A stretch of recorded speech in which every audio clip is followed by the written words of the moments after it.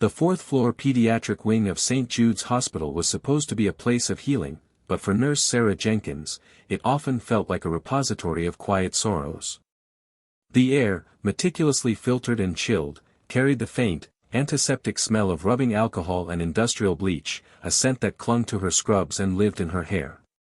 It was a smell she associated with hushed cries in the night, with the weary faces of parents sleeping in uncomfortable chairs, and with the beeping of machines that measured life in steady, monotonous pulses. Sarah had been a nurse for 12 years, and the initial, bright-eyed optimism she'd carried out of nursing school had long since been weathered down into a kind of resilient, pragmatic compassion. She had learned to build walls around her heart, not to keep the children out, but to keep the overwhelming tide of their pain from drowning her. Yet, some children always found the cracks. Lily was one of those children.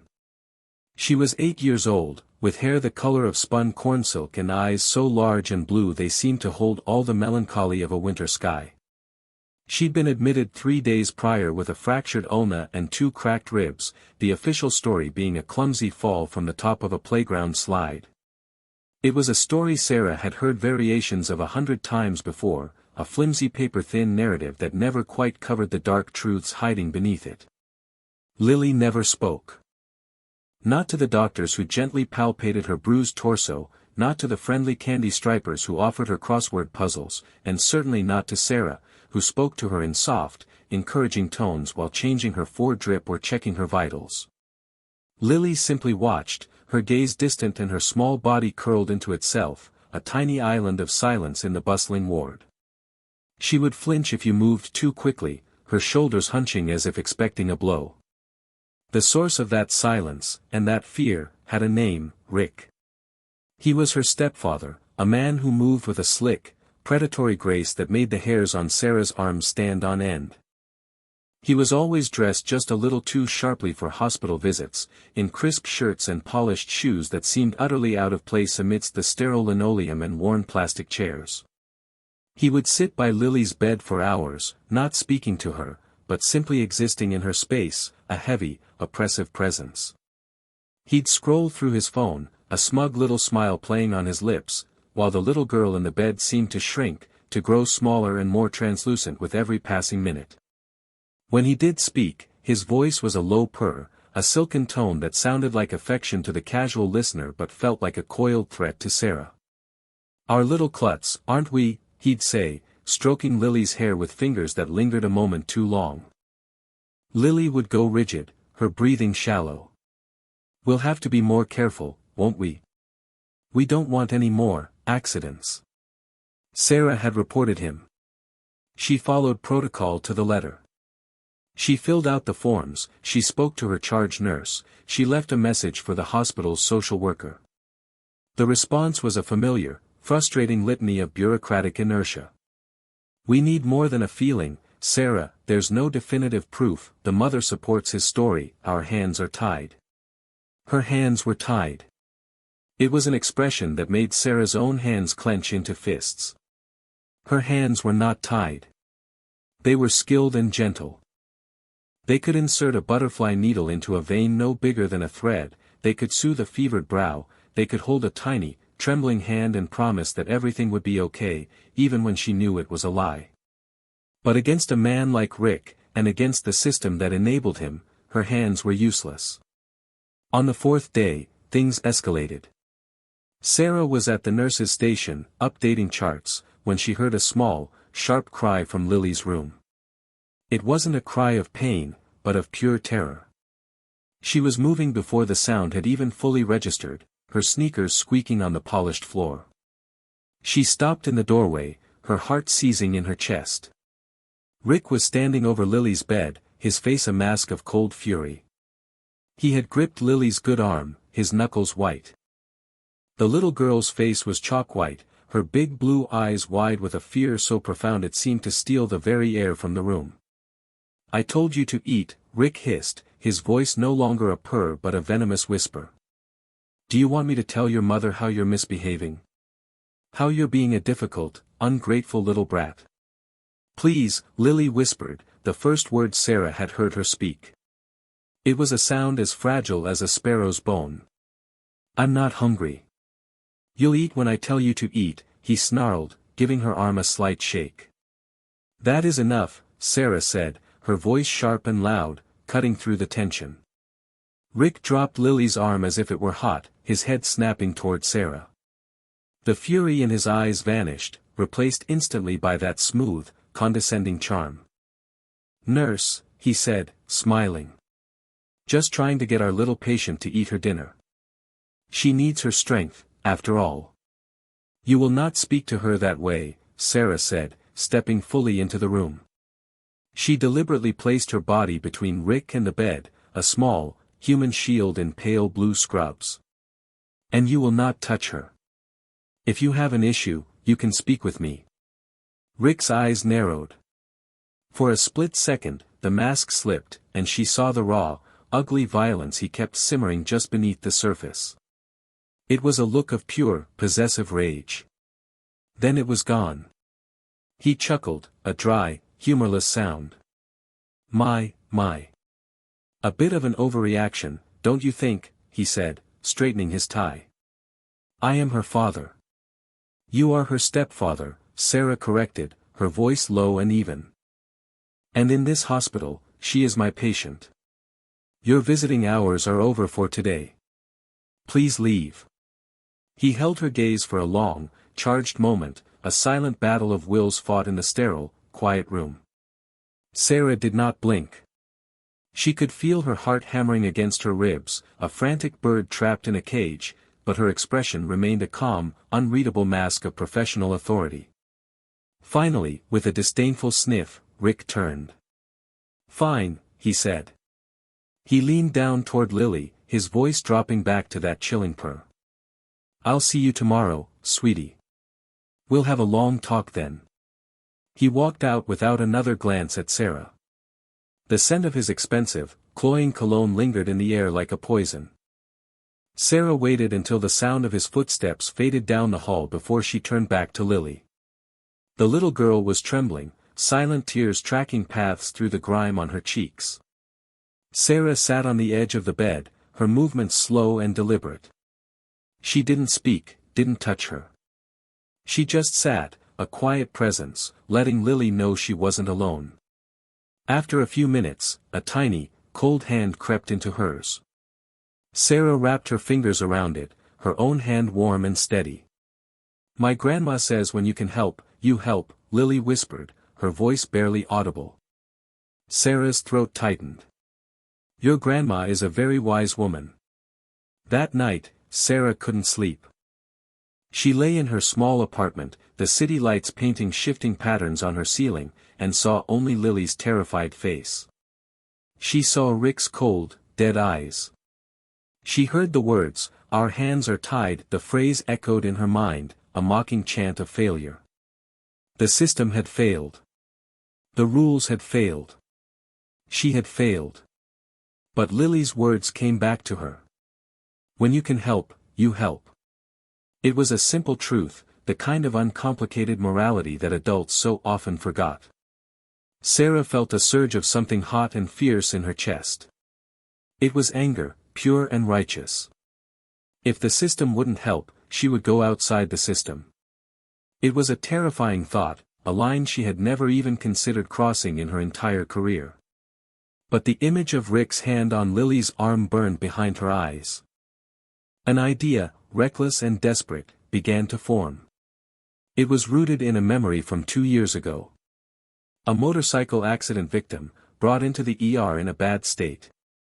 A man built like a mountain, covered in leather and tattoos, his face a mess of blood and gravel rash. The other staff had been wary, intimidated by the insignia on his jacket, but Sarah had seen only a man in agony. She had treated him with the same gentle care she gave everyone, cleaning his wounds, speaking to him softly, holding his hand when the pain became too much. His name was Frank, but his friends, a legion of equally imposing men who had filled the waiting room, called him Bear. When he was discharged, he had stood before her, his arm in a sling, his face still bruised. He was a giant of a man, and she'd had to crane her neck to look up at him. You were good to me, he had rumbled, his voice like rocks tumbling downhill. Most people, they see this, he said, gesturing to his leather vest, and they see something else. You just saw a guy who was hurt. He had pressed a crumpled piece of paper into her hand. It had a phone number on it. My name is Bear, he'd said. The Iron Savages. If you ever need anything. Anything at all. You call this number. We pay our debts. She had kept the number, tucked away in a small wooden box with other sentimental keepsakes. She never thought she would use it. It felt like a prop from a movie, not something from her quiet, orderly life. Calling it felt insane. What could a bunch of bikers do? What was she even asking for? But what else was there? Another form. Another ignored phone call to social services while Lily withered under Rick's shadow. Sarah got out of bed, her heart pounding a frantic rhythm. Her hands trembled as she opened the small wooden box. There it was. A faded piece of napkin with a number scrawled in black ink. It looked ridiculous. It looked like the only hope she had. She picked up her phone, her thumb hovering over the numbers. This was madness. She could lose her job. She could get into serious trouble. She could make things infinitely worse for Lily. Then she thought of Lily's hand in hers, of that tiny, whispered plea for help. When you can help, you help. She dialed the number. It rang 3 times, each ring echoing like a gunshot in the silence of her apartment. A gruff voice answered, no greeting, just a questioning sound. Yeah. I'm looking for a man named Bear, Sarah stammered, her own voice sounding thin and reedy. He was a patient at St. Jude's a couple of years ago. He gave me this number. My name is Sarah Jenkins. I'm a nurse. There was a long pause on the other end. Sarah could hear the faint sound of music and distant voices. She thought he had hung up. I remember you, the voice finally rumbled. It was him. It was Bear. You've got a soft touch. And you weren't scared. Relief washed over her, so potent it made her knees feel weak. I need help, she said, the words coming out in a rush. It's not for me. It's for a little girl. A patient. She's 8 years old, and she's in trouble. Her stepfather, he's hurting her.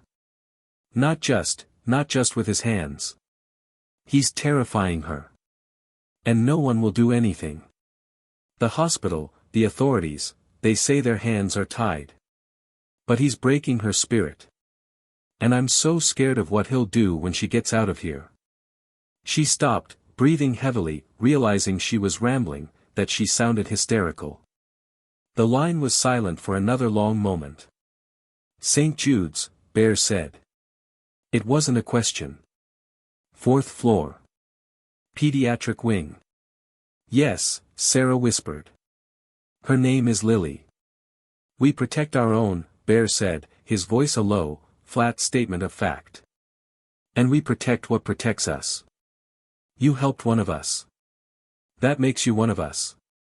And this little girl, she's under your protection. So now she's under ours. What are you going to do? Sarah asked, a tremor of fear and hope in her voice. Pay a debt, he said simply. Don't worry, Nurse Jenkins. We're coming. The line went dead. Sarah stood in the dark, the phone still pressed to her ear. A wave of cold dread washed over her. What had she just done? She had summoned a force she didn't understand, a tribe of men who lived by a code she couldn't begin to fathom. She had invited chaos into the sterile, orderly world of the hospital. The next day was the longest of her life. Every minute stretched into an eternity of anxiety. She went to work, her nerves stretched taut. Rick was there, just as he'd promised. He sat in the chair by Lily's bed, a smug, triumphant look on his face. He'd brought a large, garish stuffed unicorn, placing it on the bed with a flourish. It was a gesture of dominance, a declaration that he belonged there, that Sarah's authority meant nothing. He didn't speak to Lily. He didn't need to. His presence was enough. The little girl lay perfectly still, her eyes fixed on a water stain on the ceiling, the untouched lunch tray on her table a testament to his silent campaign of terror. Sarah's heart ached with a helpless fury. She checked on them every 15 minutes, a silent, hovering presence. Rick would look up at her and smile, a cold, knowing smile that said, "You see? You can do nothing." There was no sign of Bear. No phone call. Nothing. The morning bled into the afternoon. Sarah's hope began to curdle into a sick, gnawing despair. She had been a fool. It was a drunken promise from 2 years ago, meaningless words from a man she barely knew. She had made a desperate, stupid call, and nothing had come of it. She had only succeeded in making herself a target for Rick's animosity, which would only make things worse for Lily in the long run. By 3 o'clock, she had given up. The weight of her failure settled on her shoulders, heavy as a lead blanket. She was charting at the nurse's station, her movements leaden, her mind a fog of self-recrimination. That's when she heard it. It started as a low, almost subsonic vibration, a hum she felt more in the soles of her feet than she heard with her ears. She paused, her pen hovering over the chart. A few of the other nurses looked up, glancing around with mild curiosity. "Probably construction," someone muttered. But the sound grew. It was not the rhythmic clatter of construction. It was a deep, guttural rumble, like a gathering storm. It swelled steadily, a crescendo of raw power that seemed to be coming from everywhere at once.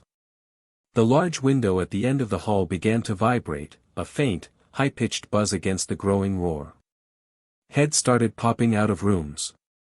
Patients, visitors, doctors.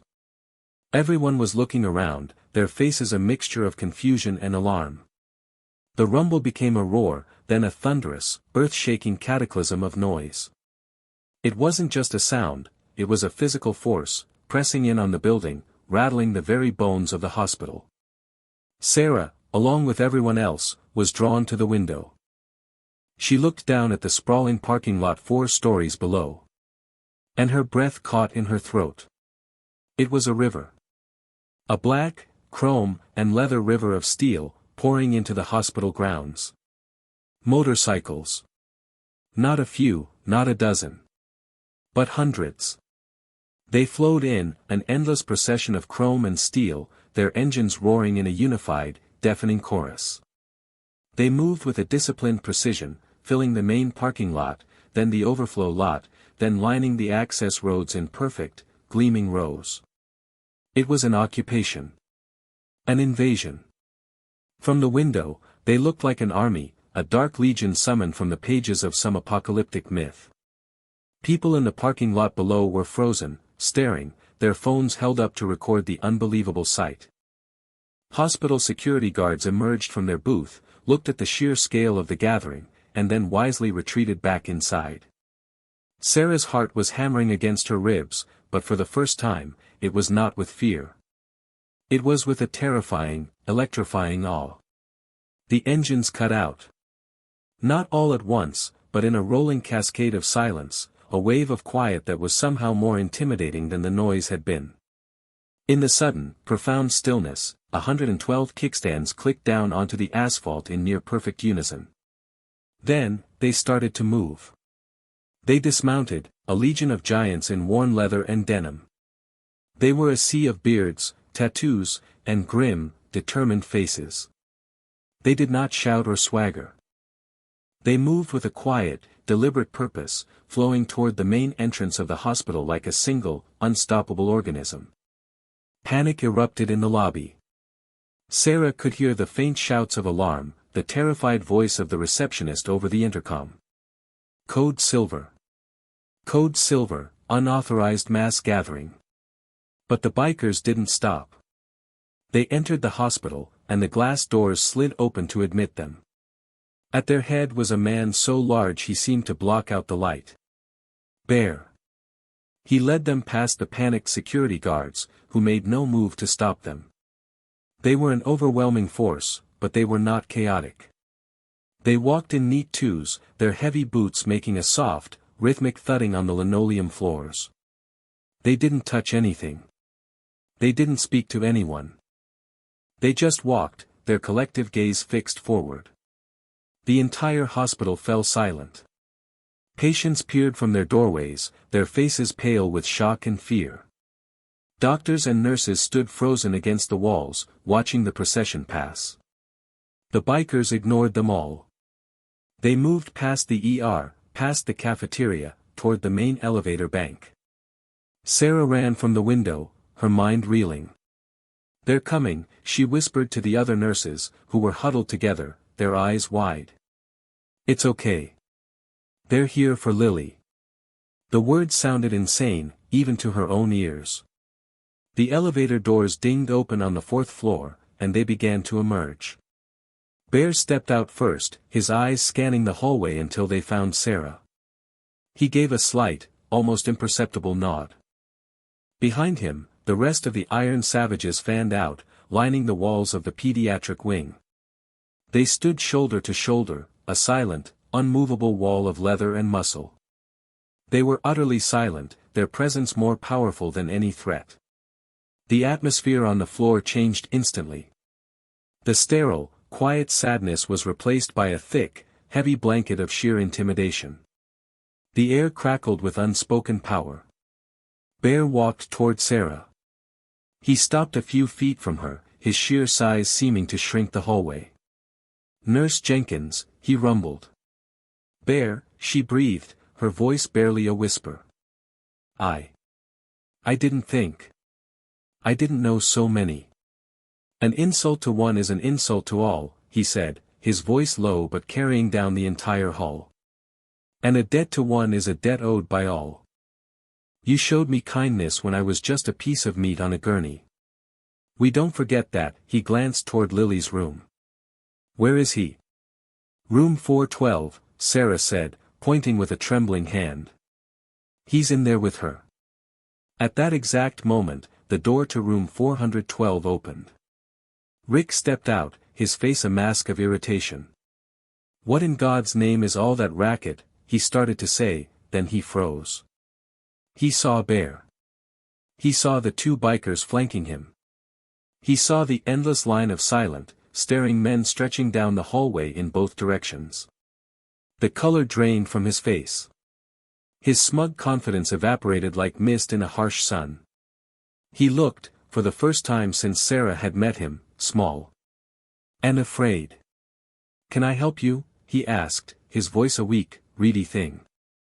Bear took a slow step forward.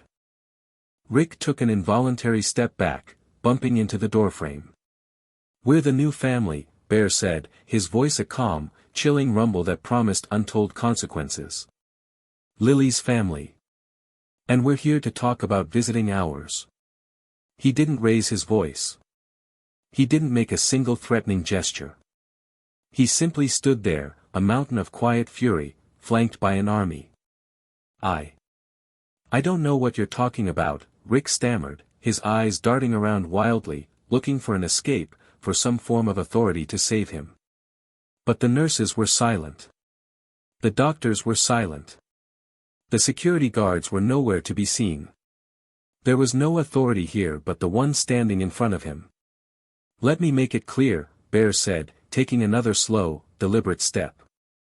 Rick pressed himself against the wall. "Your visiting hours are over.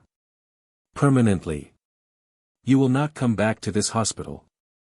When Lily is discharged, you will not go to her home. You will not call her. You will not contact her or her mother in any way, shape, or form. You will vanish from her life. You can't do that." Rick squeaked, a pathetic shred of his old arrogance returning.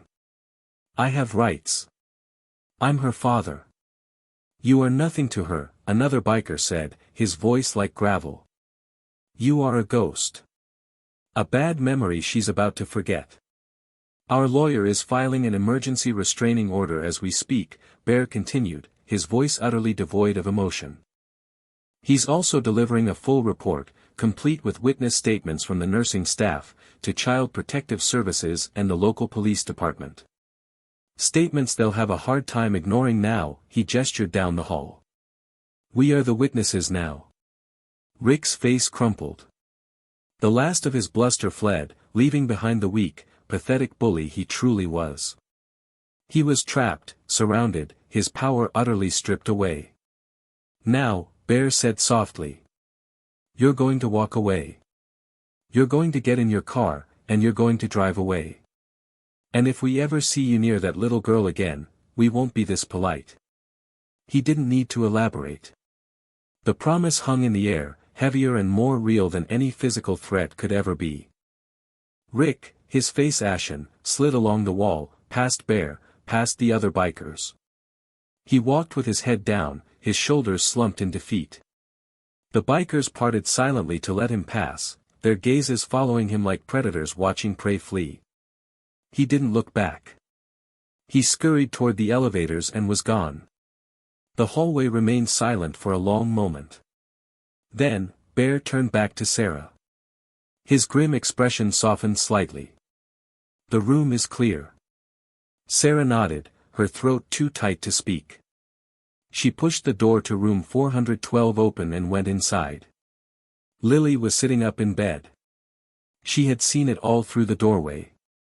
She was staring at the space where Rick had been, then her gaze drifted to Bear, who had followed Sarah into the room. He was huge, terrifying, covered in images of skulls and flames. He was everything a child should be afraid of. But Lily wasn't afraid. For the first time since she had arrived at St. Jude's, her face was not tight with fear. The tension was gone from her small shoulders. Her huge blue eyes, which had been so full of sorrow, were now wide with a dawning wonder. Bear stopped just inside the room, as if afraid his size might frighten her. He stood awkwardly, a giant in a child's world. Then, slowly, tentatively, a smile spread across Lily's face. It was a small, fragile thing, but it was the most beautiful thing Sarah had ever seen. It was a smile of pure, unadulterated relief. A smile of liberation. "Are you my knights?" she whispered. Bear's stern face cracked. A deep, genuine smile reached his eyes. He looked at Sarah, then back at the little girl. "Yeah, kid," he rumbled, his voice thick with emotion. "I guess we are." They stayed. Not all of them, but a rotating guard of 2. They sat on chairs outside her door, 24 hours a day. They were silent sentinels, their presence a silent, constant promise. They brought her gifts. Not expensive things, but things they thought a little girl would like. A huge, fluffy teddy bear from a carnival game, a worn copy of Where the Wild Things Are, a bag of slightly squashed jelly beans. The hospital administration, after a brief, panicked meeting, decided to look the other way. The story spread like wildfire, first through the hospital, then through the town. The intimidating biker gang became the stuff of local legend. Fear was replaced by a grudging, then a genuine, respect. When Lily was finally discharged a week later, her mother, finally free from Rick's coercive control and armed with legal support from the Savage's lawyer, was there to take her home. 2 bikers escorted them, their motorcycles a rumbling honor guard. Before they left, Bear found Sarah one last time. He stood before her, holding his helmet in his hands. "She's safe now," he said. "We'll make sure of it." "Thank you," Sarah said, her voice filled with a gratitude so immense it felt like it could fill the entire hospital. "I can never repay you." Bear shook his head. "It was already paid," he said. "You just didn't know it. Kindness is a debt, Nurse Jenkins.